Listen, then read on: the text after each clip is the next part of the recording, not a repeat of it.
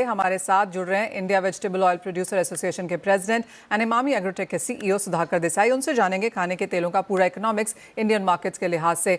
सुधाकर जी नमस्कार, बहुत शुक्रिया साथ देने के लिए।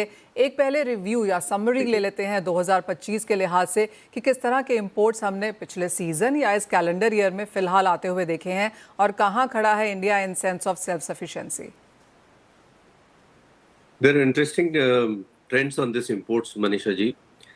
For example, 22-23 3 years का अगर हम टाइम फ्रेम में बात करें तो टोटल इंपोर्ट्स इन 22-23 ऑयल ईयर जो अक्टूबर टू सितंबर 23 जो हम बात करते हैं, imports were a वॉपिंग 17.8 million tons, that is 178 lakh tons. The breakup was about 10 lakh tons of palm oil, 10 million tons of palm oil, 4.1 million tons of soya, and 3.6 million tons of sun oil. And whereas today, the 24-25th, after 2 years, the imports are still about 16.5. So I think we have done a fantastic job of reduction in imports. That means about 7% imports are reduced compared to 2 years ago. This is point number one. Point number two, the demand normally grows at the rate of 3%. So if you add that also 12%, so literally a 19% downsizing of imports has happened.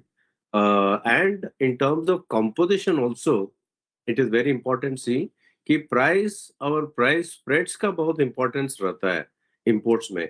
जैसे palm oil का जो expensive होने की वजह से 10 million ton का import जो है पाम ऑयल इनका वो 7.9 मिलियन टन हो गया है। And soya because of global issues of soya abundance or the built-up of soya stocks globally, lack of meal demand, तो soya was very competitively priced, जिसकी वजह से soya का जो imports 2 years ago जो 4.1 million tons, 41 lakh tons था, वो इस बार 55 लाख टन 5.5 million tons हो गया है।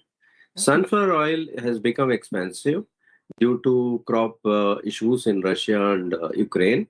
Due to that 3.6 million ton 36 lakh tons का जो सनफ्लावर ऑयल 2 साल पहले आया था, जो 24-25 जो ईयर अभी जो खत्म हुआ है उसमें खाली 3 मिलियन टन 30 लाख टन आया है। So you can see India is very important. And second factor I want to say is that apart from the high correlation with the prices, global prices and the import basket and its composition, second price is that today in the world, so many origins that need Indian markets. Like when you talk about palm oil, originally it used to be Malaysia, Indonesia, but today Thailand has emerged as a major supplier also. There are some oils coming in from Latin American countries. Papua New Guinea is a new supplier to India. So there are so many pockets from where the oil is coming in. Similarly, in soybean oil also, apart from Argentina, Brazil, the new avenues are coming into the picture, like maybe in future, the US bean oil also will make sense. But otherwise, the Russian soybean oil, Ukrainian soybean oil. So there are many, Turkey, Iraq, the many avenues are showing up for supplies to India. These are the few critical aspects. Basically, the world markets needs Indian market, and Indian market is very much aligned to the global markets. Absolutely. अब यहाँ पर domestic markets की बात करें और demand की तरफ यहाँ पर जाएं, एक चीज़ तो हमने समझ लिया है कि प्राइस सेंसिटिविटी है और जिस तरह से इंपोर्ट करते हैं वैसी कंजम्पशन है, लेकिन पिछले 3-4 क्वार्टर से ज़्यादातर एफएमसीजी कंपनीज की ये भी चिंता रही है सुधाकर जी कि डिमांड में बहुत ज़्यादा ग्रोथ हमने आता हुआ नहीं देखा है। जीएसटी कटौती का कुछ फ़ायदा आप यहाँ पर आते हुए देखते हैं ओवरऑल नंबर्स में? देखिए जीएसटी में थोड़ा कंफ्यूजन हुआ है जरूर in the transition period. That's why I think during that 1 month period the people have destocked. That should not be consumed, that should not be misunderstood as a lack of demand in other oil, other products. I think FMCG will come back in a big way because logically it makes sense because it has put in that much of disposable income in the hands of the household for buying what they require. But when it comes to edible oil, maybe Honorable Minister's call is also relevant in this context. We have seen in the last 3 months, including the Diwali, that except edible oil, all the demand for all other products, FMCG products, in fact, the overall consumption has grown by 25% during the festivals, but except for edible oil.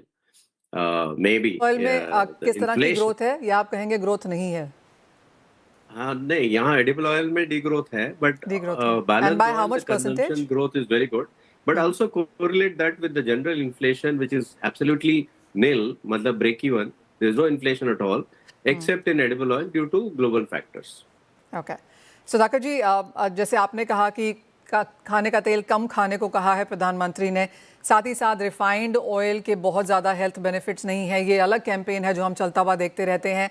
And then एक certain segment market का है जो अब cold press की तरफ जाने लगा है, इवन एज उसमें एक प्रीमियम है, बहुत बड़ी मार्केट वो फिलहाल यहाँ पर नहीं है, लेकिन आप कहेंगे बहुत सारा डिस्ट्रप्शंस फिलहाल यहाँ पर edible oil as a segment में है। फर्स्ट ऑफ ऑल देखिए, एडिबल ऑयल में तो जीएसटी का कोई फर्क नहीं पड़ा, बिकॉज द जीएसटी का चेंज तो हुआ ही नहीं है. And second oil, then figures including domestic oil, which I have not told you, but the import trends are showing that the demand is a little on the backstage. And as far as the campaigns are concerned, definitely it is just a few people's making.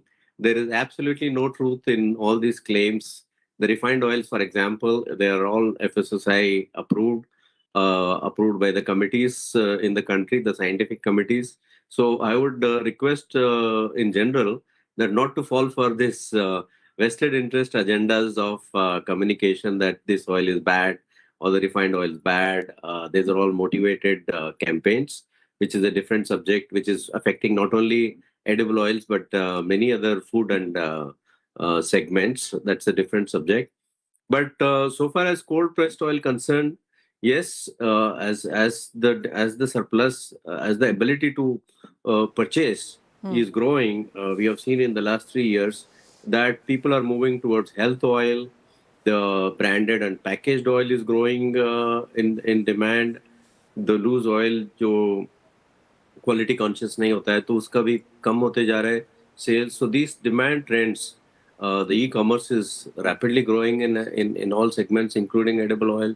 So cold pressed oil, or what you say, various types of oils, taste oils, for example, where we are going back to the ages by saying that, the edible oils in raw form are good, which are like groundnut oil, mustard oil. Mustard oil demand has grown actually.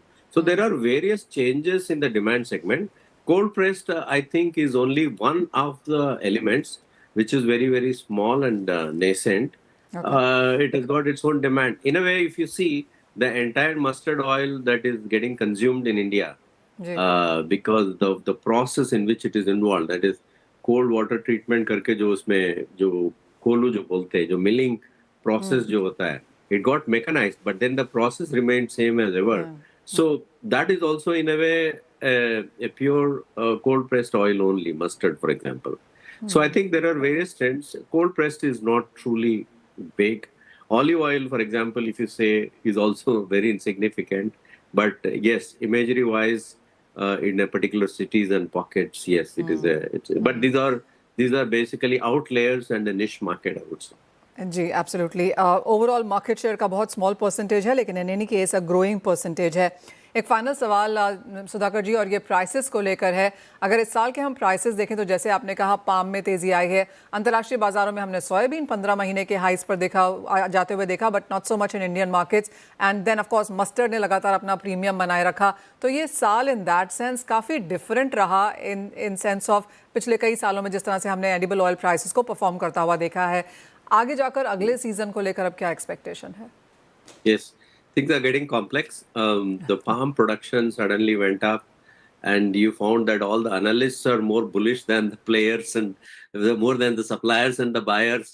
I think the analysts became very bullish, but the palm production is there. There are tangles about the biodiesel demand, which are the two crucial aspects of the prices. One is the US biodiesel resolve, ultimately, कि कितना intent पे वो implement किया जाता है, क्योंकि 25-30% of global edible oil is going into biodiesel.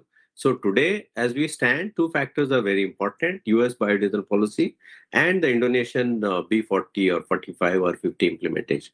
I think it will take more than 6-7 months for Indonesia to go above B40, 45.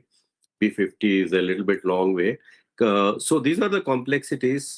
Market, I expect to be sideways nearby, but it will touch its bottom. Indian kharif crops have come. The soybean prices are also looking up thanks to the government effort in taking the prices up.